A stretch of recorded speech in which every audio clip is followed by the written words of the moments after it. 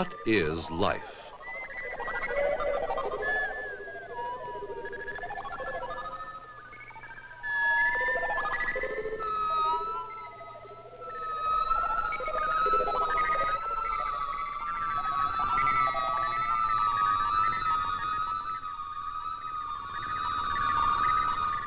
Living things have a variety of shapes and functions. What properties do they have in common? What is it that makes them alive? All organisms consist of small units called cells. A human being has several billion cells, but some organisms consist of a single cell. Biologists once thought that the cell was very simple, essentially a drop of protoplasm. Modern microscopes have shown us that the cell is actually a very complex unit, containing many structural units within it. The most obvious things about the cell's structure are its membranes. There is an outer membrane enclosing the cell and other membranes within the cell. These membranes enclose water, salts, and particles of various sizes. These particles are molecules, or aggregates of molecules. Some of them are quite large. In a living cell, these particles are undergoing continuous chemical reactions. This is not a random system of chemical reactions, but a coordinated system that maintains itself and reproduces itself.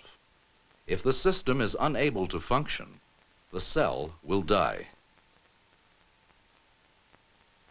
All of these particles, as well as the structural components of the cell, are compounds composed of atoms of carbon, hydrogen, oxygen, and nitrogen. All atoms consist of a central nucleus and small particles called electrons which move around the nucleus. Since the exact location of this moving electron is impossible to determine, electrons are usually pictured as clouds. Most atoms are not stable by themselves. They will form bonds with other atoms to make molecules. Such a bond, known as a chemical bond, occurs when two electrons are shared between atoms, one from each atom. This bond is usually symbolized by a line connecting the atoms. The number of bonds that an atom will form is one of the ways that kinds of atoms can be differentiated. A hydrogen atom, which is the simplest atom that exists, will form one bond. The oxygen atom normally forms two bonds. Nitrogen normally forms 3 bonds. And carbon forms 4 bonds. These simple molecules in which the bonds are shared with hydrogen atoms are commonly known as methane, ammonia, and water. Occasionally, 2 atoms may share more than 1 bond. These bonds are known as double or triple bonds. Carbon atoms are unique in their ability to bond to each other successively, to form long, stable chains. The unfilled bonds in this chain can bond to other atoms, such as oxygen, nitrogen, and hydrogen. A compound such as this, in which carbon is a major component, is classified as an organic compound or molecule. The properties inherent in these long-chain organic compounds determine the characteristics of a living system. The simplest type of carbon chain is composed of carbon and hydrogen and is called a hydrocarbon. If the hydrocarbon molecule is bound to a carboxyl group composed of carbon, oxygen, and hydrogen, then the molecule is a fatty acid. 3 long-chain fatty acids bound to an organic molecule known as glycerol, which is a type of alcohol, will form a molecule of fat or lipid. Lipids are one of several basic categories of organic compounds found in the cell. Sugars or carbohydrates are another category of organic compounds found in all cells. These are formed when carbon is combined with oxygen and hydrogen, usually in the ratio of 1 carbon to 1 oxygen to 2 hydrogens. Sugars with 5 or 6 carbons usually form rings, for example, the common sugar glucose. Some carbohydrates, such as starch, consist of a chain of glucose molecules. When many molecules bond together to form a large molecule or macromolecule, such as starch, the result is called a polymer. The word polymer, which comes from the Greek, means many parts and refers to the fact that a polymer is an assemblage of small molecules. Molecules of carbohydrates and fats have several functions in the cell, but a major function is energy storage. Molecules of a carbohydrate, such as glucose, contain potential energy. Chemical reactions, which split the molecules, will convert this potential energy into kinetic energy. This type of reaction occurs when wood is burned. A major component of wood is cellulose, a polymer of glucose molecules. As wood is burned, these glucose molecules of cellulose are split, and energy is released in the form of light and heat. In the cell, however, this energy is harnessed to do work. Another important category of organic compounds in the cell are the proteins. The primary structure of protein is a chain of carbon and nitrogen atoms. A protein is a polymer which can be split into small molecules. Each amino acid has a nitrogen, 2 carbons, 2 oxygens, and a chemical group which we will symbolize by R attached to the second carbon atom. This chemical group, or side chain, will vary from a hydrogen atom to more complicated groups containing carbon, hydrogen, oxygen, nitrogen, and occasionally sulfur atoms. There may be 50 to several hundred amino acid molecules in a protein polymer. Proteins have several important functions. They form most of the structures of the cell. However, the most important proteins are enzymes. An enzyme is a catalyst. That is, it initiates chemical reactions. For example, an enzyme may split a carbohydrate polymer. All of the chemical reactions that occur in the living cell require enzymes. There is a specific enzyme for each specific reaction. The fourth category of organic compounds are the nucleic acids. Nucleic acids are very large polymers, which consist of 3 main components: a sugar, nitrogen bases, and phosphate. The sugar is a 5-carbon sugar in a pentagon-shaped ring. There are 2 varieties of these sugars in nucleic acids. One is called ribose. The nucleic acid that contains ribose sugar is called ribonucleic acid, or RNA. The second type of sugar has an oxygen missing, and for that reason is called deoxyribose. The nucleic acid that contains deoxyribose is called deoxyribonucleic acid, or DNA. A second component of nucleic acid is a nitrogen base, whose primary structure is a ring of carbon and nitrogen atoms. There are several varieties of nitrogen bases. Some of them have double rings. The third component of nucleic acid is phosphate, which consists of a phosphorus atom surrounded by oxygen atoms. A polymer consisting of a phosphate, a ribose sugar, and a nitrogen base is called a nucleotide. A polymer of nucleotides bound together is a nucleic acid. Nucleic acids have the ability to replicate or reproduce themselves. This process of self-replication is the basic molecular mechanism that enables organisms to reproduce themselves.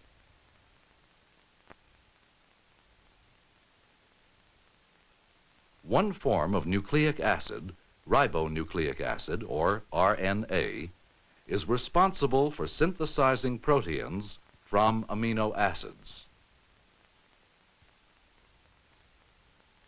One specialized form of nucleotide has an important and specialized function, the transfer of energy in the cell.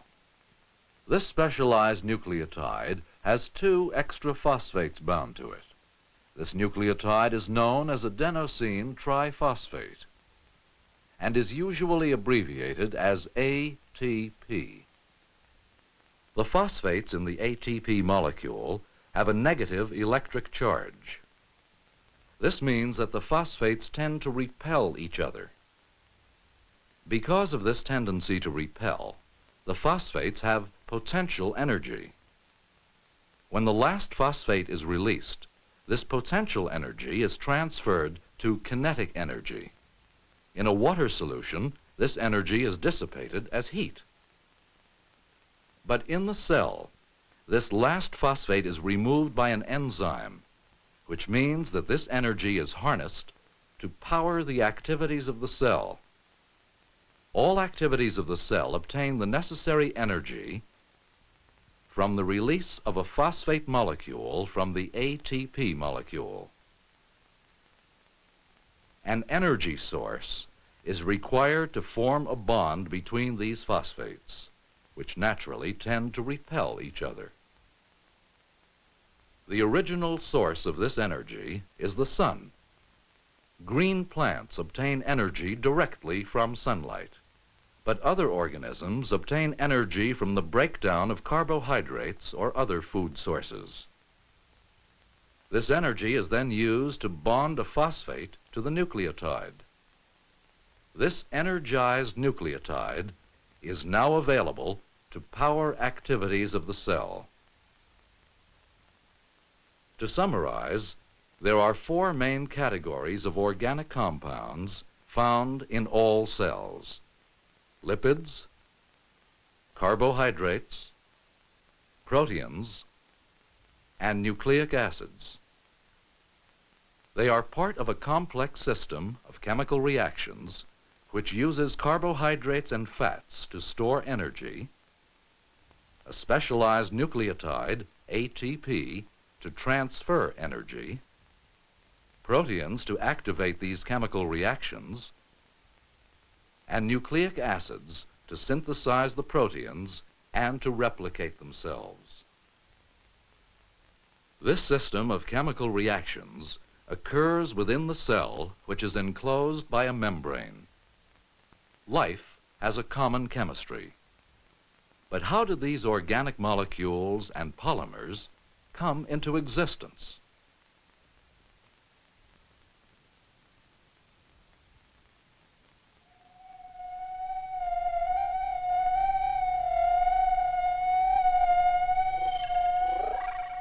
The Earth is estimated to be about 4.5 billion years old.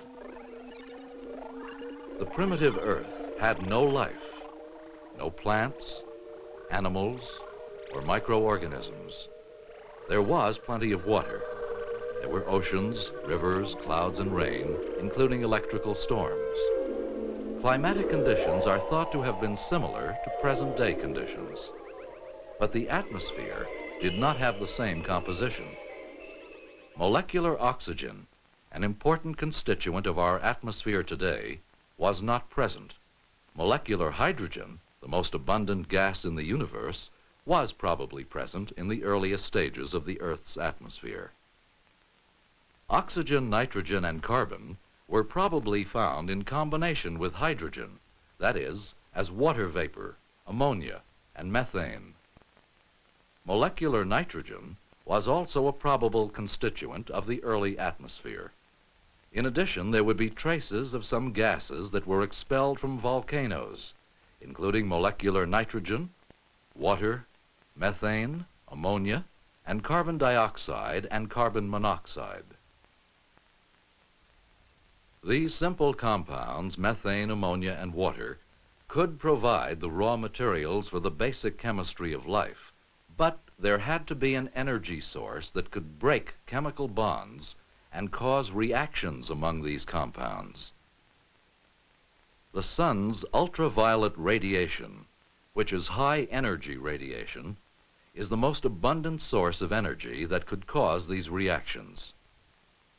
At present, most ultraviolet radiation is screened out by oxygen and ozone.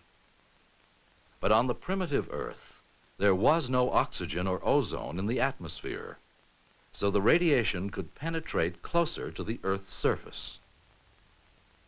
Other available sources of energy were electricity and volcanic heat. Hypothetically, there was sufficient energy and a supply of raw materials necessary for the chemistry of life to begin. But could it happen? The hypothesis was first tested experimentally in 1953 by Stanley Miller. A mixture of methane, ammonia, hydrogen gas, and water were circulated in this apparatus. The circulation was maintained by boiling water in this flask. This mixture was subjected to an electric discharge as an energy source. After a week, the contents of the flask were analyzed. A number of organic compounds were found, including amino acids, the components of protein. Careful analysis of the experiments showed that the first products produced were hydrogen cyanide and aldehydes. Hydrogen cyanide can be produced from methane and ammonia, which will react to produce a triple bond between carbon and nitrogen. Aldehydes can be produced from methane and water. These molecules will react to form a double bond between carbon and oxygen. Formaldehyde is the simplest aldehyde. Other aldehydes may have other chemical groups, here symbolized by R, attached to the carbon atom. Reactions with molecules of an aldehyde, ammonia,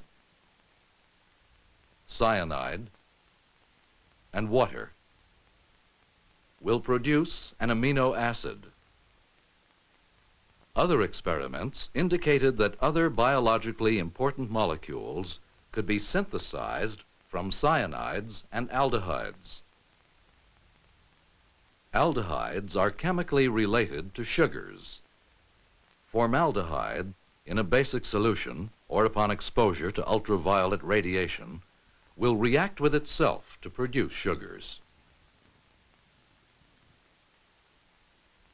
Nitrogen bases can be produced from hydrogen cyanide and ammonia.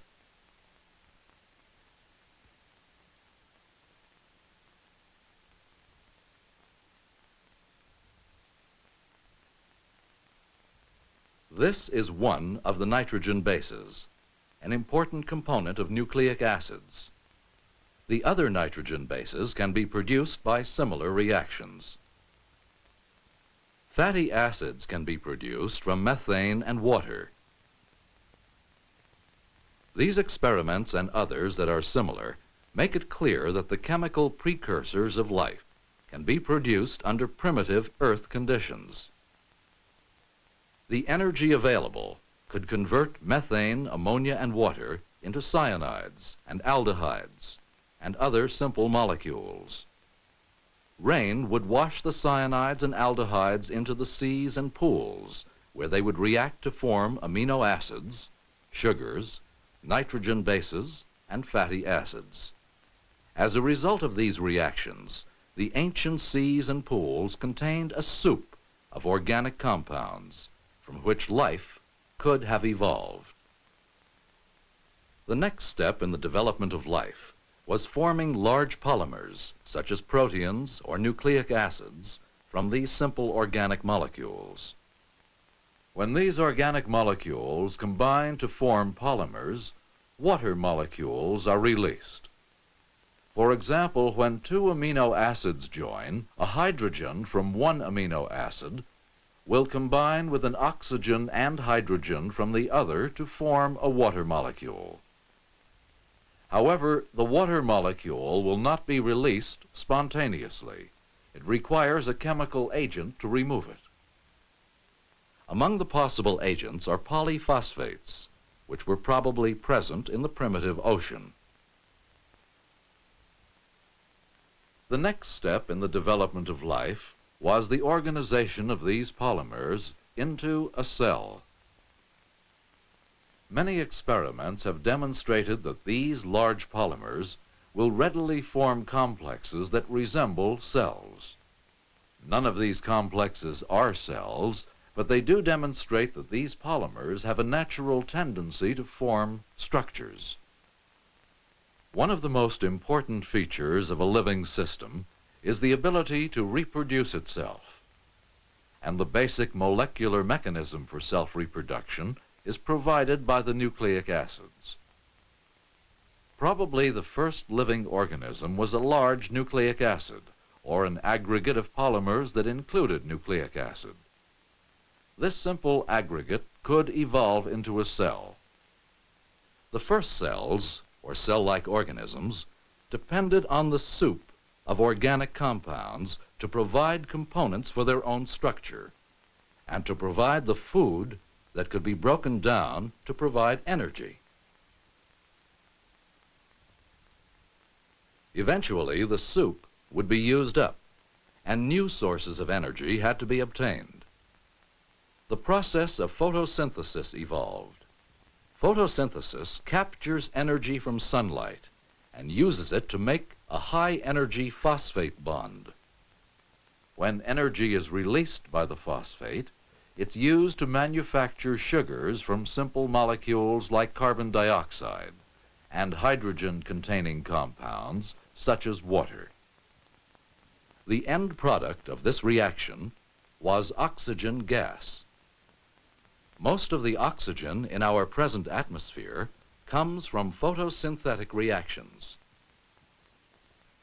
Once oxygen had accumulated in the atmosphere, a more complex form of cell evolved that used oxygen to help break down fats and sugars to provide energy. This is a more advanced and efficient way of providing energy.